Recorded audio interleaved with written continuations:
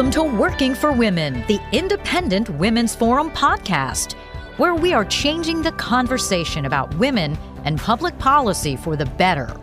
Hello, my name is Patrice Nwuka, and I'm a senior policy analyst at the Independent Women's Forum. Welcome to our listeners. Now this week, kids will be donning yellow scarves nationwide to celebrate School Choice Week.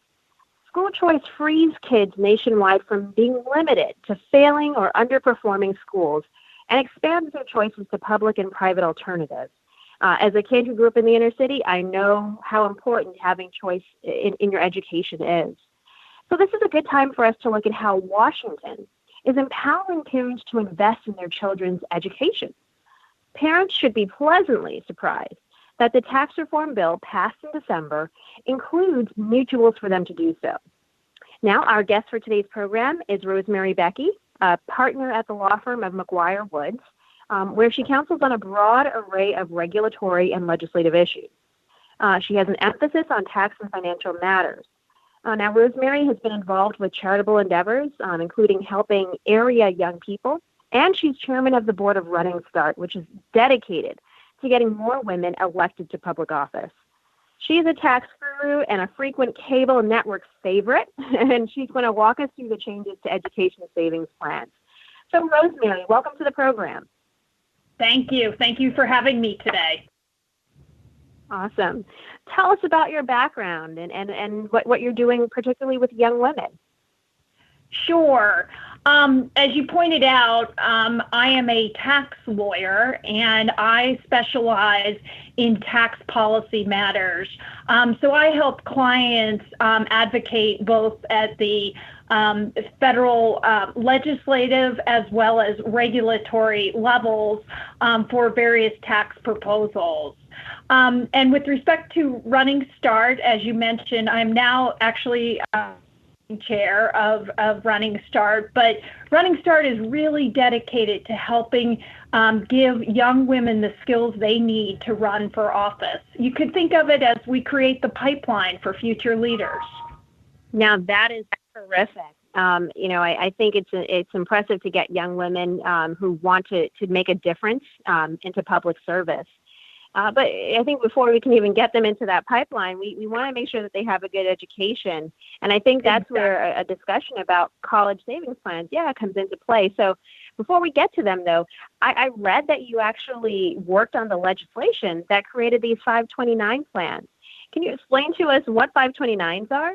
And how that kind of legislation came about or that process came about? Sure, I would love to. And yes, while working at the Senate Finance Committee, I had the distinct pleasure of working with then Chairman Roth from Delaware and other members of the Senate, including our leader McConnell, on putting together the first round of legislation and creating the 529 plans. We did that back in 1996. And really what a 529 plan is, it's a tax advantage savings plan that helps families save for future qualified higher education expenses. So within a 529 account, your monies grow tax-free, and they can then be used to pay for higher education costs at eligible institutions. And the wonderful thing about them as well is there's two types of plans that exist out there. There are ones that allow you to treat it as simple savings account where you put money into the account on a regular basis.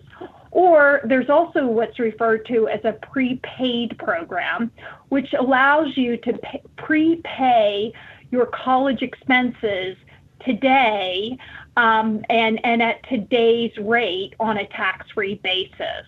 So they're a wonderful program that's been put in place. In addition, just to mention, is that in some instances, other states also provide additional state tax benefits to these plans as well. Terrific. So we know that there are changes that have been made to 529 plans coming out of the tax reform bill.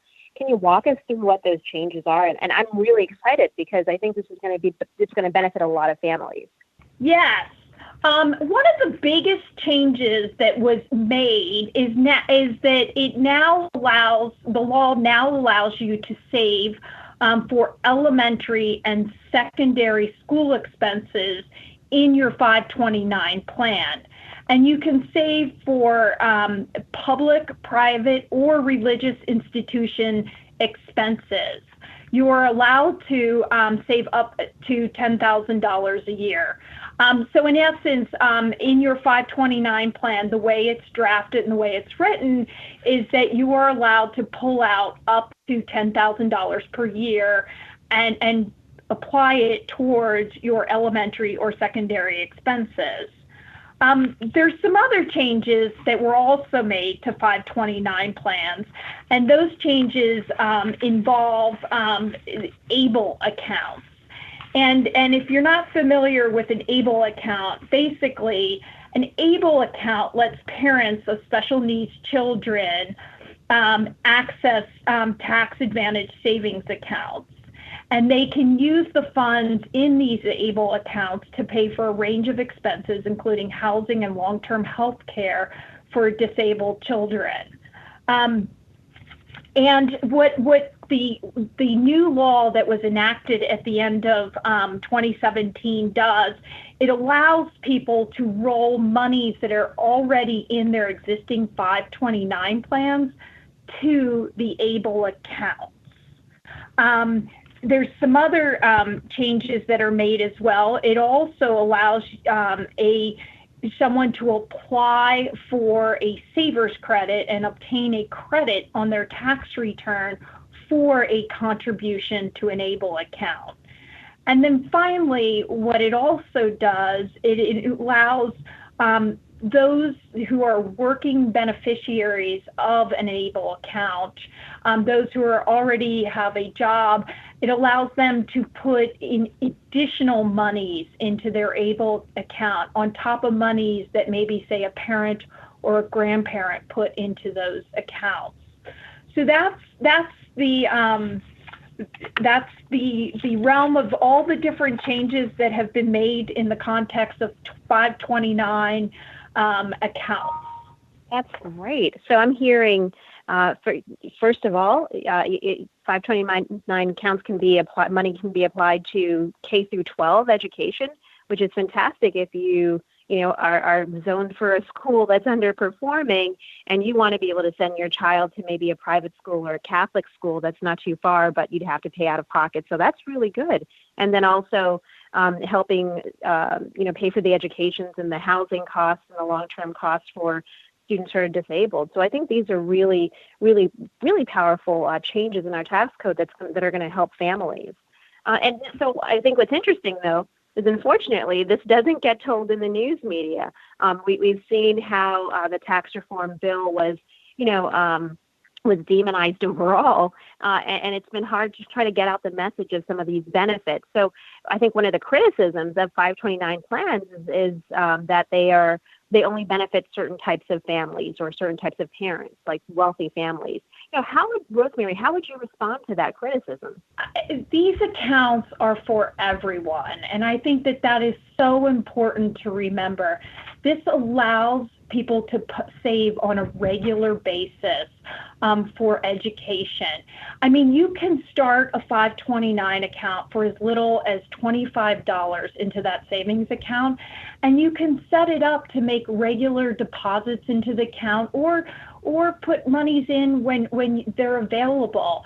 I know in my own instance, I now have a 16-year-old that will be going to college shortly.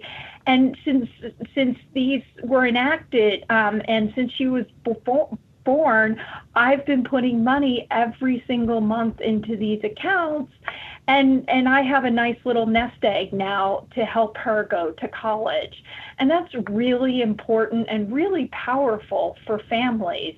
And it's also helped, I believe, cut back on the needs for student debt when families are able to save in this manner. I will tell you from a personal experience, I borrowed over $100,000 for my education, and I had to pay it over years and years, and that can be hard. And again, this allows everyone, all families, there's no income levels on these accounts, and it allows them to save, because really you never know what's going to happen in life. And so you don't want to limit these based on people's income. You want everybody to have the same ability to save for the future. That is a fantastic response. I love that, and I will join you in the big student loan debt group. I have over $80,000 in student loan debt, and I wish that there were these types of vehicles available to my parents, or that they knew about them so that they could have put money away. That's something that my family, we're now taking advantage of. But I'm glad you dispelled that notion that it is not just for wealthy families; it's for all families, and that $25 low bar, is a great starting point for anybody to be able to put money aside. I think I'd just love to see if there are any other benefits that you also saw for families, in the tax reform plan. We know that the child tax credit has been expanded, really doubled. We know the standard deduction has been doubled, and I think it's great for single heads of households who are going to have, more money taken off the tax from Uncle Sam, more of their money taken off from the more of their money that they're able to keep and not be seen taxed away from them. But are there other things that you would like to highlight that came out of the tax reform bill? The other thing I would just highlight is also the lower rates that have been put in place for businesses. And businesses, both large businesses and small businesses. I mean, those are so important, because at the end of the day, that allows employers to put more money back into their business. And whether they're buying additional equipment or they're hiring, it really it enables them to grow our economy and to really help families more, because the more jobs we create, the more we put back into the economy, the more families will benefit as a whole. Terrific. I think I couldn't have said it better than you said it just now. I think families should really be pleased with the tax reform bill when it comes to promoting education for families of all income levels, when it comes to creating jobs and opportunities. I think there's a lot for us to look forward to as the bill goes into effect this year and in the years to come. So, Rosemary, thank you for breaking down 529 plans and some of the benefits that we're seeing with the changes from tax reform. I know that you're a busy lady, so thank you so much. And I hope you'll come back and join us again. I would love to. Thank you. All right. Thank you to our listeners. As we say at the Independent Women's Forum, all issues are women's issues. And so we're proud to bring you common sense perspectives from women like you and me. We hope you'll be back to listen to our next program. Thank you. If you enjoyed listening to this podcast, please give it a thumbs up, share it on social media, or stop by iwf.org for similar content.